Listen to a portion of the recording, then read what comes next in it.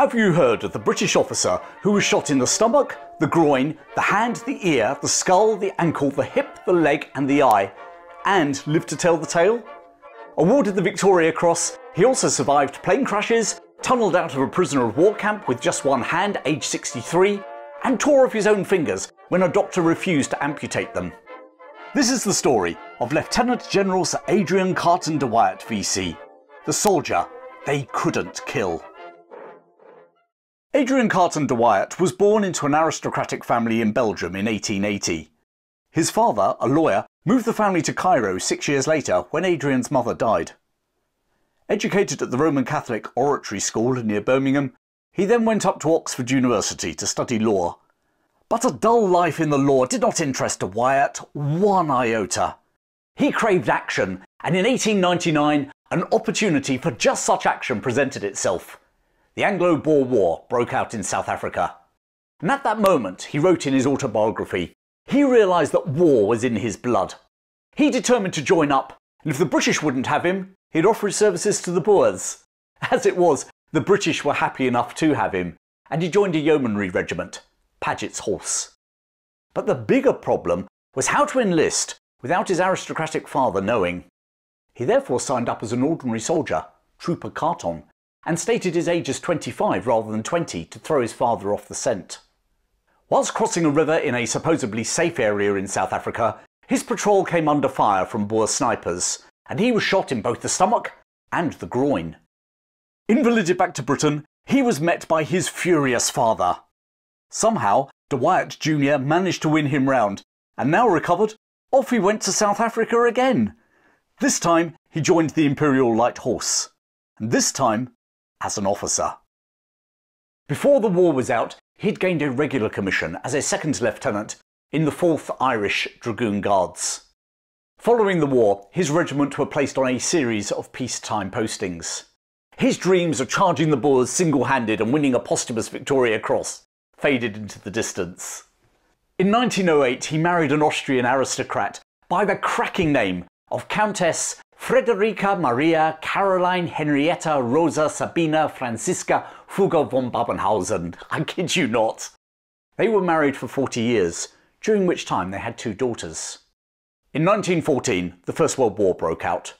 But rather than fighting the Germans, De Wiart found himself on a ship heading down the Red Sea en route to the colony of British Somaliland.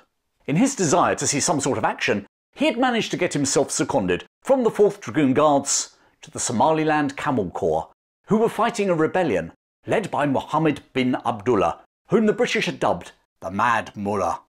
Now, you might recall this character and his dervish warriors in my episode about the Gough family, where John Gough was awarded the Victoria Cross in Somaliland fighting the Mad Mullah in 1903. Well, 11 years later, and the Mad Mullah was still fighting the British, and indeed he would do so until after the First World War. During the Battle of Shimbaberes on the 17th-18th of November 1914, as the British attacked a dervish fort, Adrian De Wiart was shot twice in the face, losing part of his ear and also his left eye. He was to wear an eye patch for the rest of his life. Awarded the Distinguished Service Order, DSO, the one-eyed officer insisted on rejoining his regiment, the 4th Dragoon Guards, on the Western Front.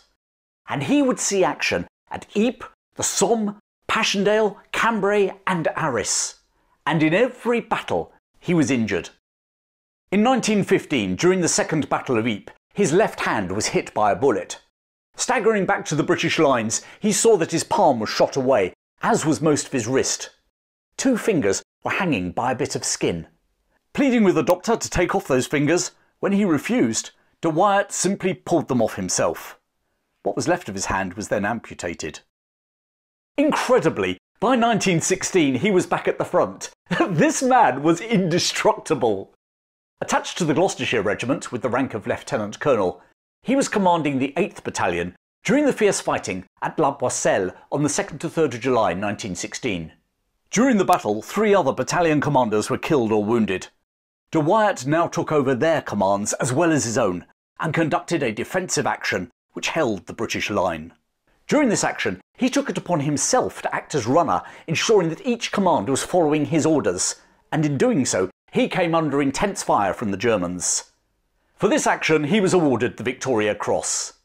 His citation read, "It was owing in a great measure to his dauntless courage and inspiring example that a serious reverse was averted." He finished the war with the rank of temporary Brigadier General and received a knighthood. Afterwards, he was sent to Poland as part of the British Poland military mission, advising the Poles how to win the wars that they were simultaneously fighting on several fronts, including with the Bolshevik Russians.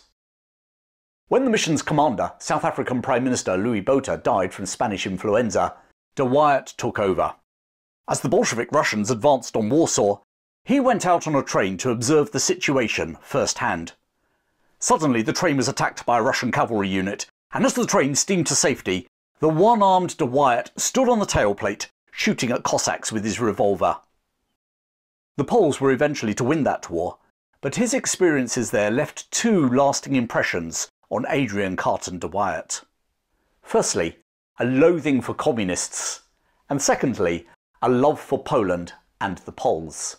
In fact, when he retired from the army in 1923, he settled in Poland. Buying a country estate in the east of the country, he spent the next 16 years hosting game shoots for his fellow European aristocrats. But if you're thinking that we are at the end of his incredible story, you're very wrong. In September 1939, his tranquil retirement was shattered when the Germans invaded Poland. 2 weeks later, the Soviet Union invaded from the east. Sitting right in the path of the Soviet army was De Wiart's country estate, which was seized along with all of his personal possessions. Our man, however, had managed to slip across the border into Romania and eventually reached Britain.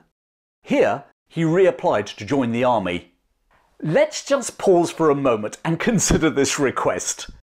This was a man knocking on the door of his 60th birthday, with only one eye and one arm, who'd fought through the whole First World War and been hit more times than a dartboard, requesting to fight all over again. He was accepted and given command of the 61st Division with the rank of Acting Major General. In April 1940, he was given a command during the Norwegian Campaign. As ever with De Wiart, danger was never far away. When his seaplane landed on a fjord in Norway, it was attacked by a Luftwaffe fighter. With the German fighter circling back, De Wiart refused to escape in what he described as a clumsy dinghy, and chose to stay put on the wrecked seaplane. Eventually, when the fighter ran out of ammunition and flew off, he was rescued by a British destroyer, aptly named HMS Somali. Back on dry land, he was involved in the unsuccessful attack on Trondheim before eventually being evacuated. He arrived back in Britain on his 60th birthday, only to be informed that he was now too old to command a division on active service. But that wasn't the end of his remarkable story.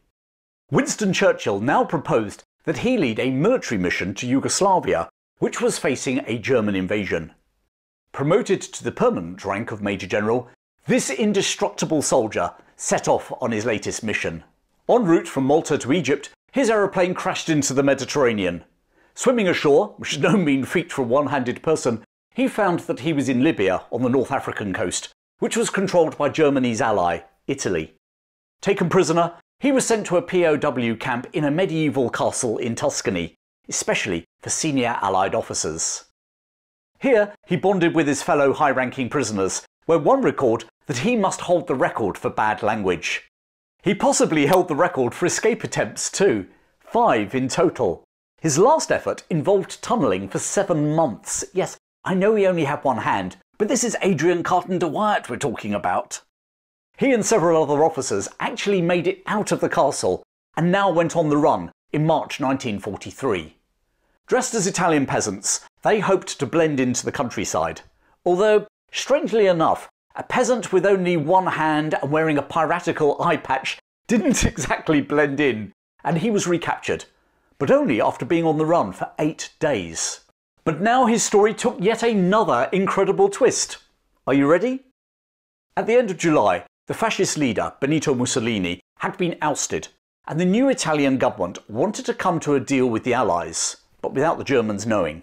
Taken from the castle to Rome, he had a private meeting with a senior Italian commander, General Zanussi. The Italian informed De Wiart that they wanted the high-profile, high-ranking, well-connected aristocrat to accompany their negotiator to meet the Allies in neutral Lisbon. Naturally, the Italian officer said, the Italian government would have a tailor provide him with some new civilian clothing.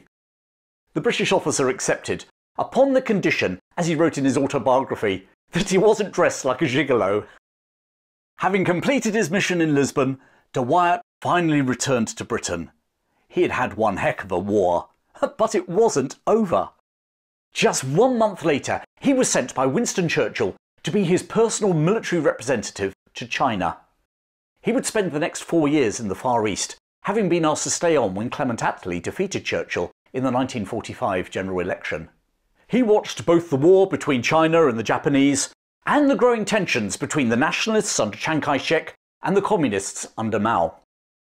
With his experiences from Poland, he had no time for the communists or for Mao, whom he described as a fanatic.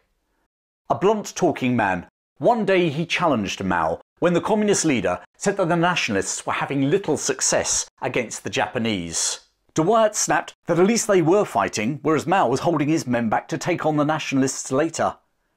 Mao was momentarily stunned by the criticism, and then he broke into a smile. Lieutenant General Sir Adrian De Wiart finally retired for a second time in October 1947.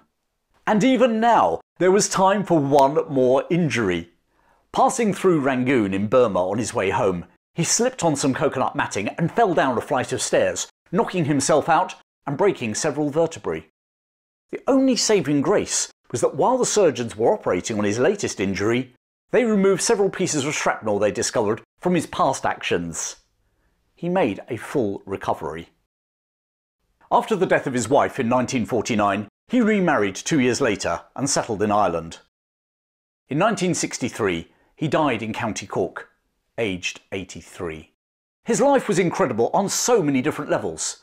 The Boer War, Somaliland against the Mad Mullah, the Somme, Passchendaele, Ypres, Cambrai, Arras in the World War I, the Norwegian Campaign in World War II, not to mention the Polish Wars in the 1920s.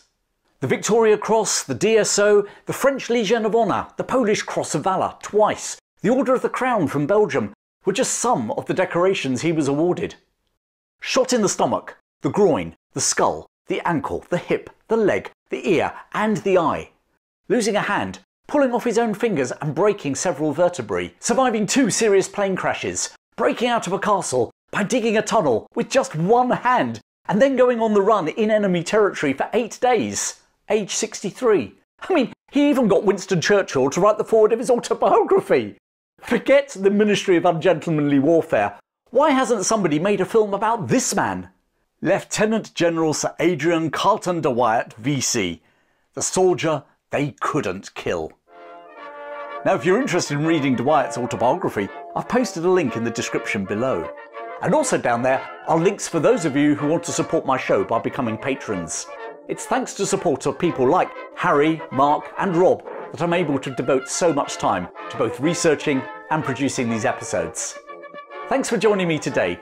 Keep well, and I'll see you again very soon.